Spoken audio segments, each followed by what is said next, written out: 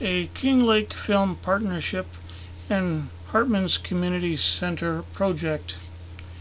Dragons of Hiss, a experimental film designed for the visually impaired, running at various flash speeds of the text cells and with inverted colors to aid people with retinal pigmentosis with bipolar vision. Bernard and his sister Madeleine were in the cavern of the bug-eyed goddess Hiss, and Madeleine had convinced her brother to sign a contract with the goddess that would give Madeleine much wealth and power. She didn't, however, mention what it would give her brother Bernard.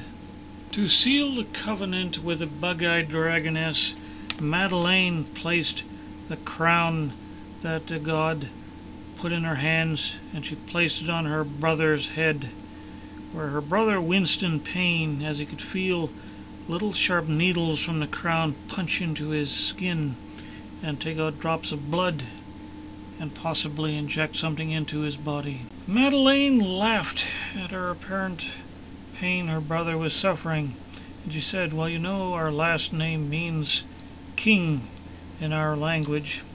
Now it looks like you're true to form." Her brother, however, was more worried about the 3 lengthening fangs that were forming in his mouth.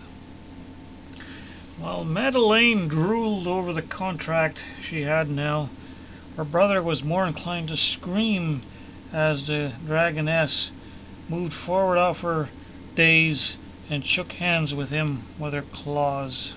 As they left the caverns, Bernard looked at the cup that the goddess had given him, telling him it was some magical object.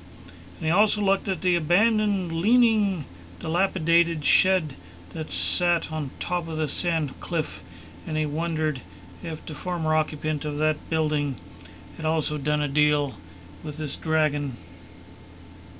Heidi, the border collie lab mix, had stood guard over Bernard's John boat and barked joyfully as the 2 adventurers returned.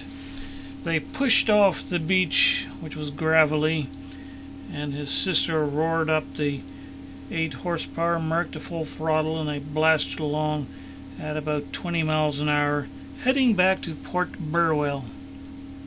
His sister wasn't looking.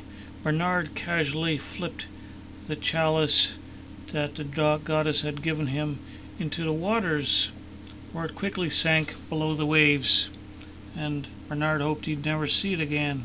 A visit to the dragon goddess Hiss was an unusual event these days, and there was a crowd awaiting them at Port Burwell.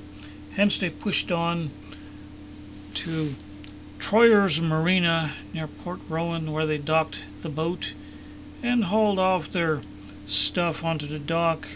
And while Heidi the dog stood guard, they phoned up a taxi that could bring them back around the crowds into the back rooms where they had their stuff.